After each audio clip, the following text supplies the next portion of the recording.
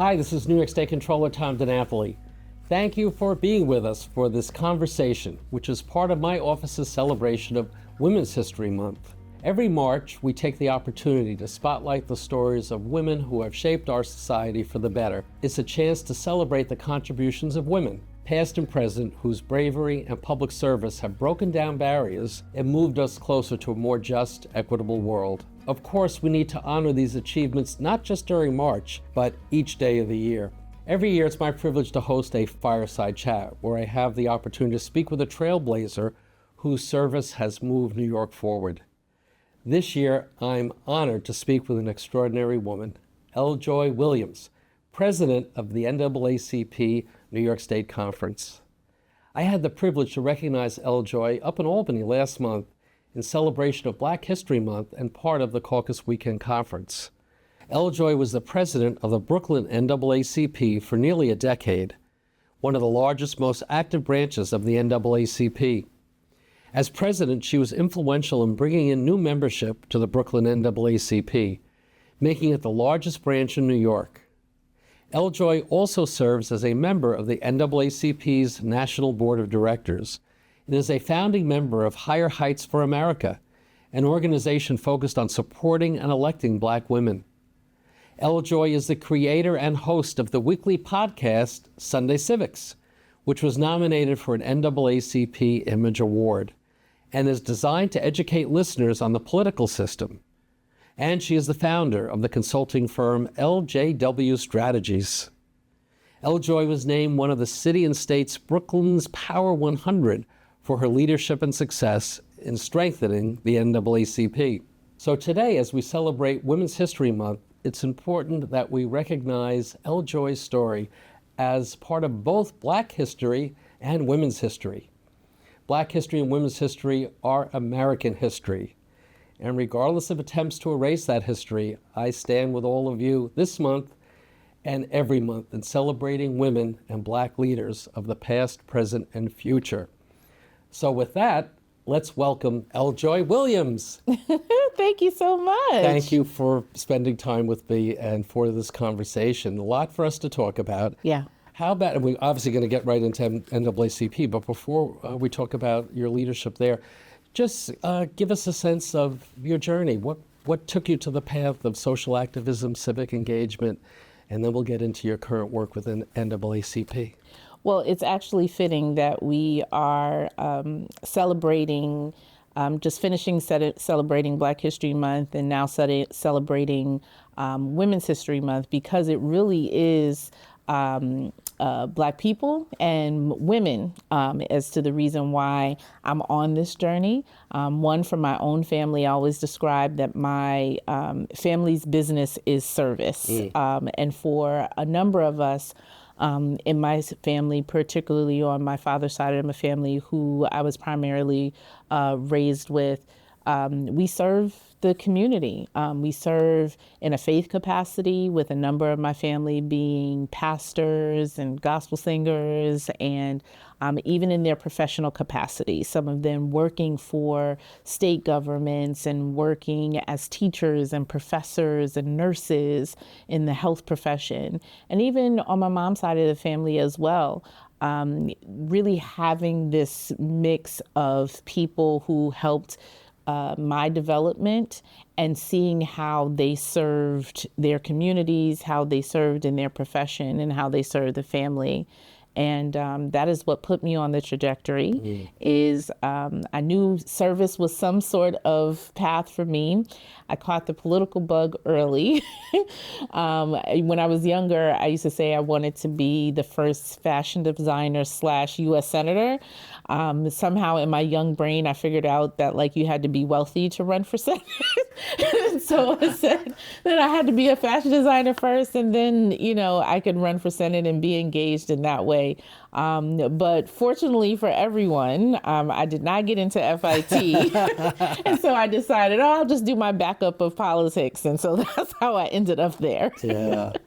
But you've done so much. I mean, we're talking about NAACP, but you founded your own consulting firm. And you've been very involved with the organization to promote opportunities for women to be involved with public service, or even running for elective office. And you have your weekly show, podcast, is it? Sunday Civics. Sunday Civics. So Yes. we want our viewers to focus in on that. So you have tried all these different avenues to fulfill that goal and that mission. And the involvement with NAACP, and now, is it about a year that you've been New York State president? Yeah, it has been a year. It does not seem like it, but Yeah. it has been a year since Dr. Hazel Dukes passed. Yeah. And I have taken on leadership of the state conference. And in all of those roles, what I feel is that, if you look through my resume and my experience, I feel as if each of those opportunities, each of those learning centers, I would call, working in city government, working with elected officials, working to elect women across the country, working in nonprofit sector, working with clients. All of those things prepared me for the role that I am in now, which I think is the perfect role for me to take all of that experience, but also the love for my community, the love for affecting policy and legislation that really impacts community and helps to lift people up. So I like to think that all of that was training ground for me to be in the position that I am in today, leading the state conference. And certainly to lead and continue to lead after extraordinary leadership of Dr. Hazel Dukes. I mean, she became state conference president the year before I was born. No. Wow. Right. And so I'm thinking about that that lead up, right, Yeah. of transforming the state conference into what it is today. And then here I am able to learn from her. And to learn from the thousands of folks who are part of NAACP here in New York and take their experiences, take their needs for the community, and translate that into some real concrete change using some new technology, using data, using this moment that we're in to really create thriving Black communities in the state of New York. I want to talk a bit more about your priorities, but I do want to pick up on what you were just saying, because Hazel Dukes was just an incredible leader and force of nature, right? And as you know, I met her when I was a teenager running for school board, because she was living in Roslyn, I was living in Albertson, the community right next door. And, you mentioned learning from her, and even in terms of what you have done, talk about the role of mentorship and, that relationship with Hazel. 'Cause obviously, she was grooming you for this moment and this position. And I know a great deal of your focus as president now of the state conference, but also what you did as heading the Brooklyn chapter, was really looking for opportunities to promote young people, especially young women, in the organization. So talk about that sometimes undervalued role of mentorship and coaching, and not only for people to aspire to be mentors, but for people to understand they need to seek out the role models, the mentors, the coaches. Yeah. What's interesting is all of the mentor relationships that I have, with Miss Dukes, also with Karen Boykin Towns, who was the president of the Brooklyn branch before I became president of the Brooklyn branch then, and she's now the vice chair of the national board. We often think about mentor relationships as the elder person giving something to the younger person. And all of us would always describe and talk about our relationship is that it's a reciprocal relationship. It is not just the older person, giving you game, as they say, like they say, right? It is also, how can you help uplift each other? There are plenty of times where Miss Dukes or KBT, as we call her, will reach out and say, hey, I need your help trying to, understand this new thing. Or do you have a relationship that I don't have that we can connect with? And I remember early on in my career, we were taught that mentors were older people who told you how to navigate the world. They took you to lunch. They would get you free tickets to things. But I think what I describe to people now is you're building a reciprocal relationship. And something that they, yes, are imparting in you, they're giving you their experience, but they're not doing that so that you can follow their exact path. They're giving you the benefit of their experience so that you can use the new tools, your thought process to chart your own path. And then at the same time, you're also giving something to them.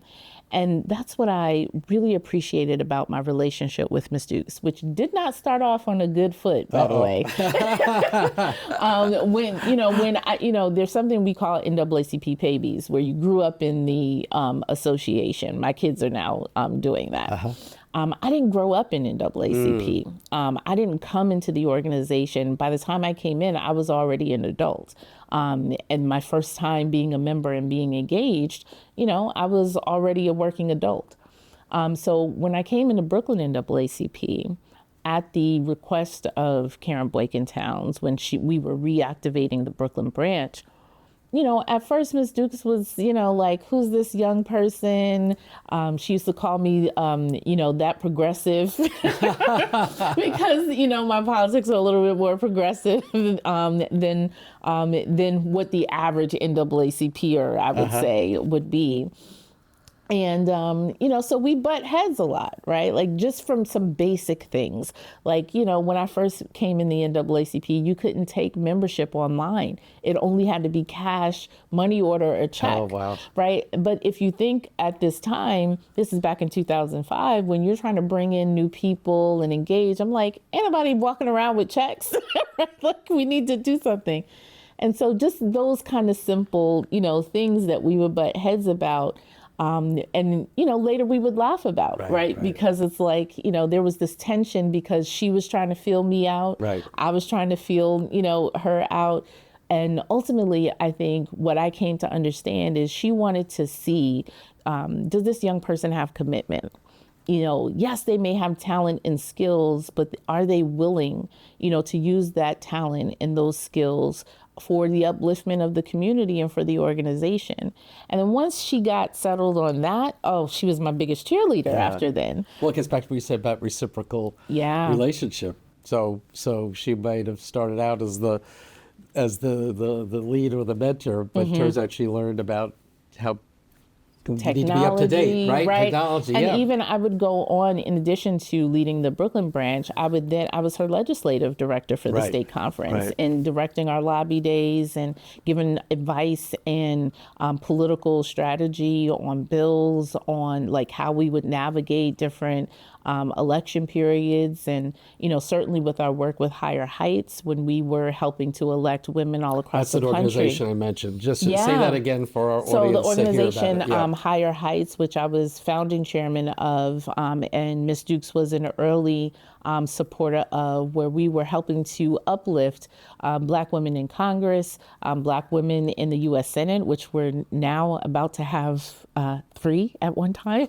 First time ever. And in addition to governors, and then also to the vice president.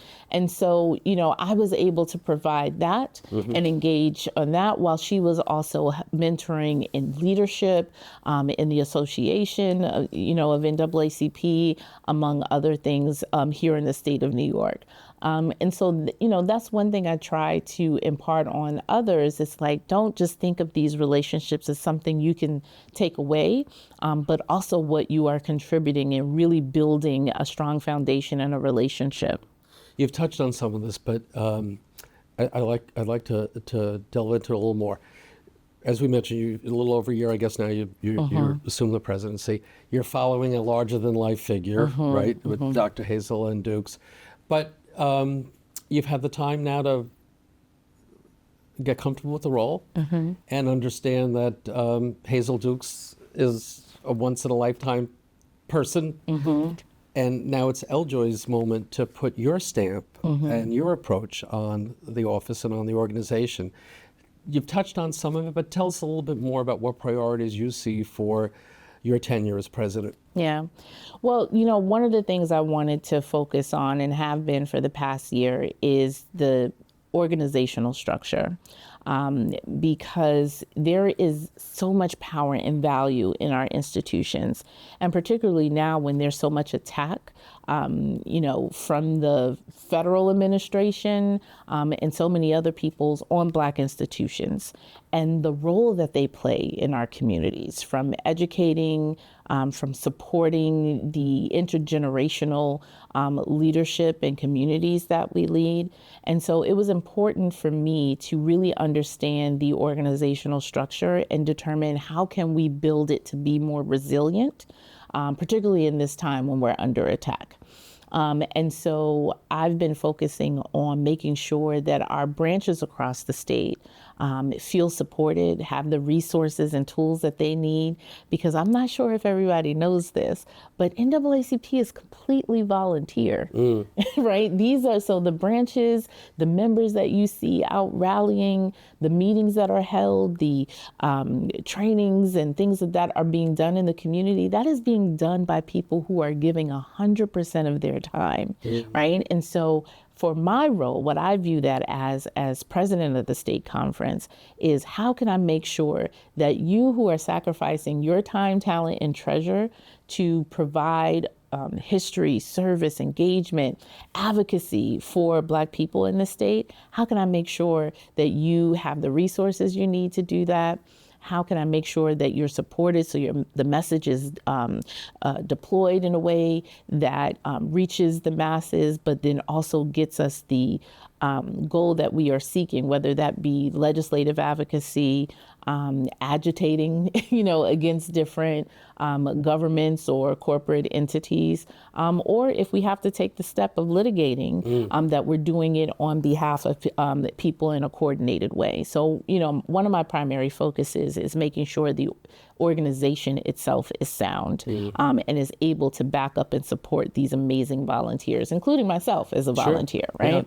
The other part is we are leaving so many people out of the fight. And even, in other ways, we are leaving people who are choosing couch.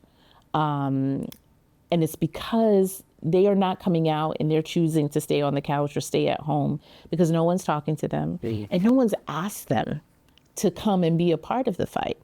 It's something I say on my show all the time. It's, how can someone represent you if they never hear from you? And so in the constant dialogue with those who are supposed to represent us, it also requires those of us who are volunteering our time or out fighting for different policies or legislations or even the Comptroller's office, right? We got to go knock on people's door and ask them to be part of whatever solutions we are developing, what they want to see in their community. And so what I'm looking to do with this infrastructure that we have, 55 adult branches, close to 30 youth and college chapters across the state, is how can we expand that?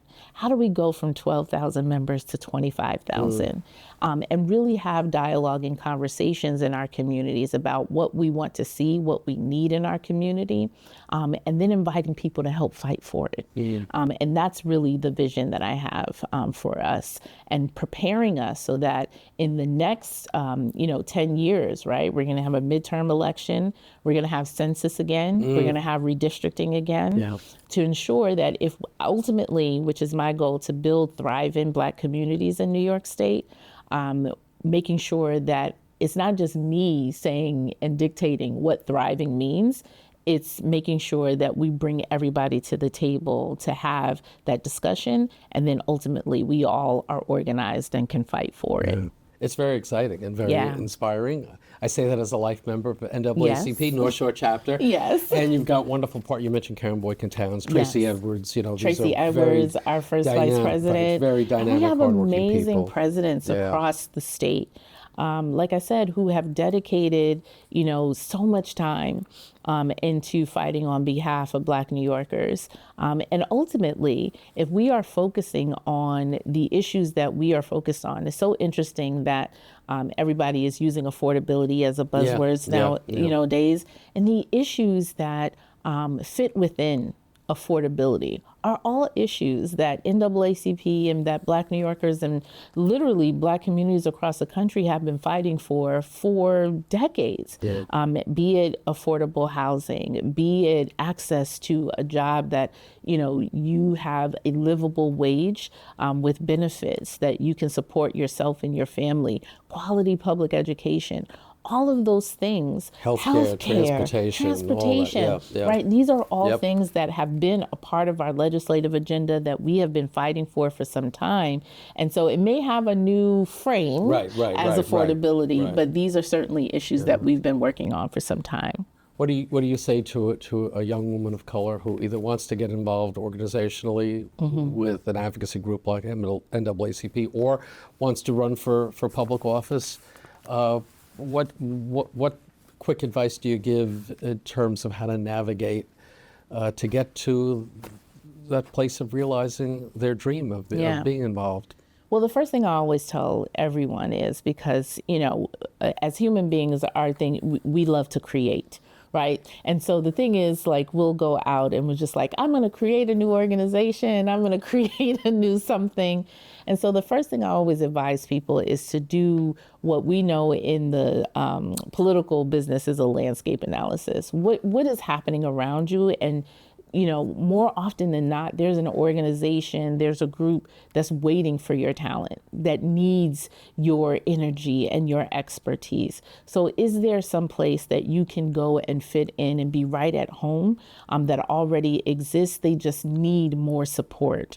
And certainly within NAACP, within our branches, they're waiting for you, right? They're waiting for those young people. They're waiting for those seniors who suddenly have, more time on their hand to be engaged and active in the fight.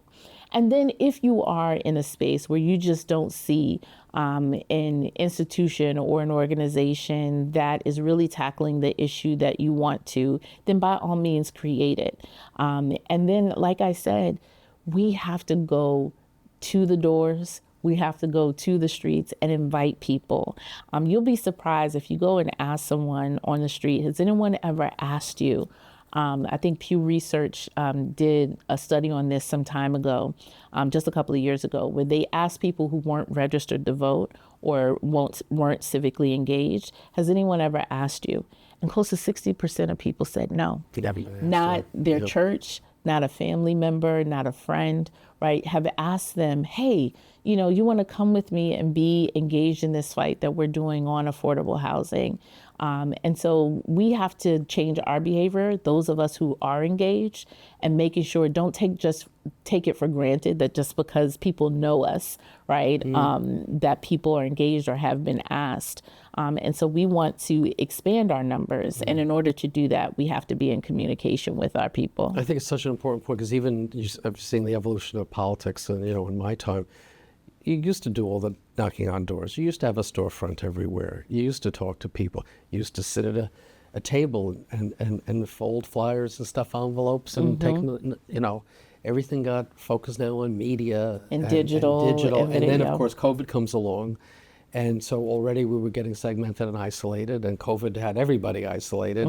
And coming out from it, we have a lot of work to do to get back to, the very point that you're saying. But the human dynamic is still one to be in contact and in conversation. And we need to get back to that. And that's the difference, because remember, as we're talking about this digital age and everything people are also consuming so much content, and things are being sold to them all the time, right? Not always the right stuff. And not always the right stuff, right? Or accurate so stuff, you then set yourself apart by doing it in person, by being in it, right? Because now, are you selling me something? Because if you knock on someone's door, now, like, I know I grew up in people selling stuff, right? Selling knives, selling vacuum cleaners. Rotisserie chicken maker, all that stuff. But But now, like, you can make the difference by actually engaging in person and talking to somebody. Like, what do you think about the public schools in our neighborhood? You know, what do you think about the schools your kids go to, your grandkids go to? And what do you think what do you need more of in the community? But you're also using the new way of doing it with the podcast that we touched on earlier. That's another opportunity, right, to communicate. Sunday Civics, right? Sunday Civics, because, one of the things when people talk about civic education, it's generally always focused on children, right? We need more civics in schools. And it was at, a point that I was like, but what about the grown people who don't know how things work and who are eligible or voting now? And so really what I do with Sunday Civics is use what's happening currently, use the current political landscape to teach people what's happening, how to make decisions, how to stay engaged for the election process. During the last presidential election, I wrote a book, so get vote ready, and saying don't just wait until you go to the booth and choose, one over the other. Like, start the process from the beginning. What contest will be on my ballot? Will there be a ballot measure? What do I think about these issues? Based upon where I live, is it better for me to register as one party or the another? That sort of empowers people in terms of the decision, because a lot of the reason why people are apathetic is because they don't have the information, or they feel they don't have the information, and they feel disempowered. They feel like politics is happening to them, and not that they have a say-so in it. And so for me, what I do with Sunday Civics, what I do with the book, Get Vote Ready, is really empowering you with the information for you to make the choices.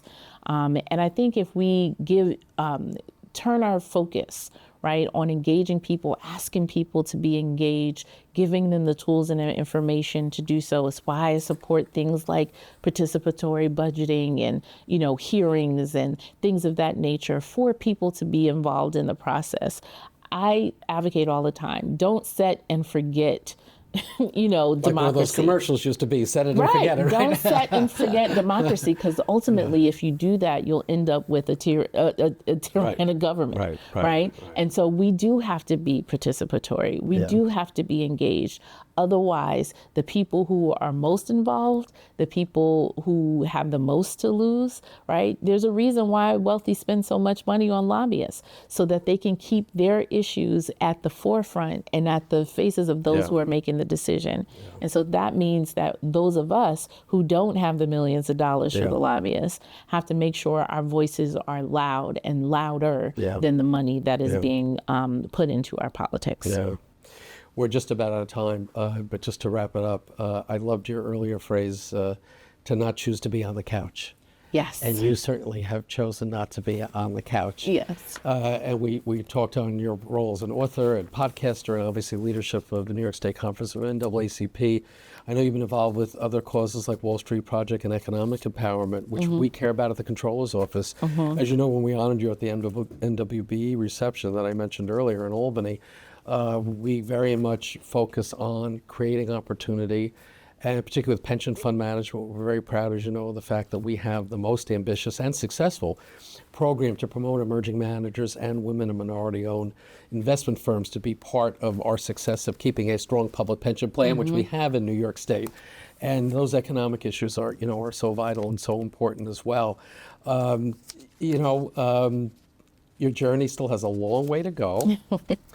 I didn't get a chance to have everybody understand that you're also, like me, a proud Hofstra graduate. Yes. And we got to celebrate that. Oh my gosh. And didn't we go to the basketball team is amazing right now. So it's great. Yeah. Hofstra pride. Hofstra pride. But I just want you to know, Eljoy, it's just been a privilege to get to know you and to work with you.